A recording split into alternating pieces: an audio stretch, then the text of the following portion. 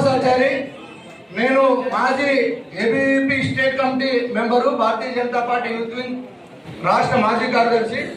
2018లో ఆదోని జిల్లా కావాలని మొట్టమొదటిగా స్టార్ట్ చేసినటువంటి వ్యక్తి నేను.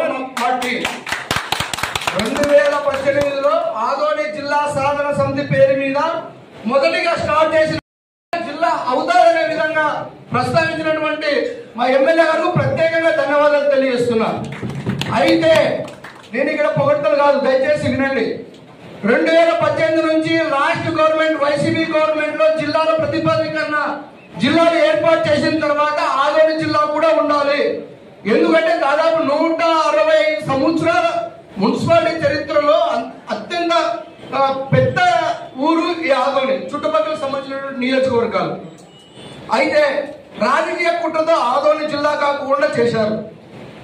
ఎందుకు చేశారనేది వాళ్ళ విజ్ఞతకే వదిలేస్తున్నాం.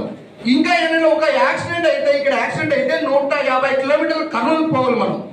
ఆ ప్రాణం ఉంటుందో పోతుందో కూడా తెలియదు. ఇక్కడ అభివృద్ధి అంటే నిల్లు.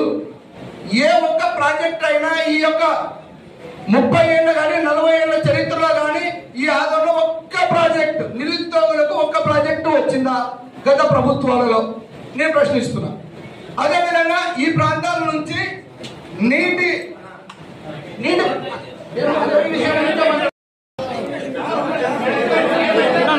ఎవరో కూడా నాకు తెలియదు. మేము ఉద్యమాలు చేస్తున్నప్పుడు మేము మొక్కలు కూడా చూద్దాం. మేము దయచేసి అర్థం చేసుకోండి.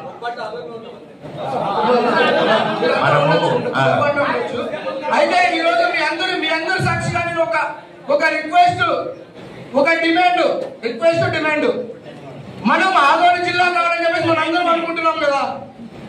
ఇప్పుడు ప్రభుత్వము దాన్ని తీయాలని చేస్తుందో లేకపోతే జిల్లా అనౌన్స్మెంట్ చేయాలని చేస్తుందో మనందరికీ ఒక కన్ఫ్యూజన్ లో ఉన్నాం.